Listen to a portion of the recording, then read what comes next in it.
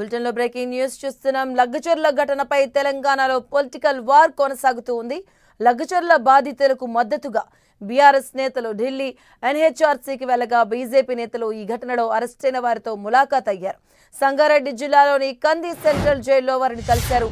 ఢిల్లీకి వెళ్లిన లగ్గచర్ల బాధితులు ఎన్హెచ్ఆర్సీ జాతీయ ఎస్సీ ఎస్టీ కమిషన్లో రాష్ట్ర ప్రభుత్వం పోలీసులపై ఫిర్యాదు చేశారు. బాధితులకు మద్దతు తెలిపినటువంటి మాజీ మంత్రి కేటీఆర్ లగ్గచర్ల అంశం పార్లమెంటులో లేవనెత్తుతామన్నారు. 9 నెలలుగా లగ్గచర్ల గ్రామస్తులు పోరాడుతున్నారని, అయినా ప్రభుత్వం స్పందించడం లేదన్నారు.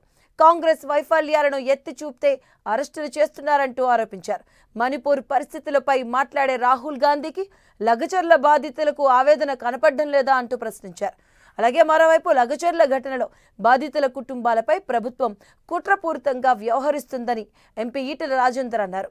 అమాయకులను జైల్లో పెట్టారని, వారిని బేషరతుగా విడుదల చేయాలని డిమాండ్ చేశారు. బలవంతంగా భూములు లాక్కునేందుకు ప్రభుత్వం ప్రయత్నించడంతోనే రైతులు ఎదురు తిరిగారని ఎంపీ డీకే అరుణ అన్నారు.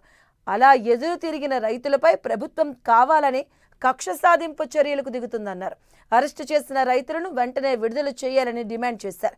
లగ్గచర్ల బాధితులను పరామర్శించేందుకు వెళ్తున్న బీజేపీ నేతలను పోలీసులు అరెస్టు చేశారు.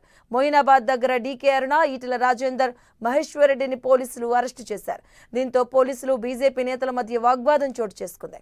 లగ్గచర్ల విషయంలో ప్రభుత్వాన్ని టార్గెట్ చేసిన ప్రతిపక్షాలపై మంత్రి కోమటిరెడ్డి వెంకటరెడ్డి ఫైర్ అయ్యారు. ఫార్మాసిటీ విషయంలో గతంలో రైతులను కొట్టించినటువంటి కేటీఆర్ ఇవాళ ఢిల్లీ వెళ్లి రాజకీయాలు చేస్తున్నారంటూ కోమటిరెడ్డి ఆరోపించారు. రైతుల ముసుగులో బీఆర్ఎస్ అధికారులపై దాడులు చేయించిందంటూ ఆరోపించారు. బీఆర్ఎస్ నాయకులే ఈ దాడులకు పాల్పడ్డారని కోమటిరెడ్డి వెంకటరెడ్డి ఆరోపిస్తున్నారు.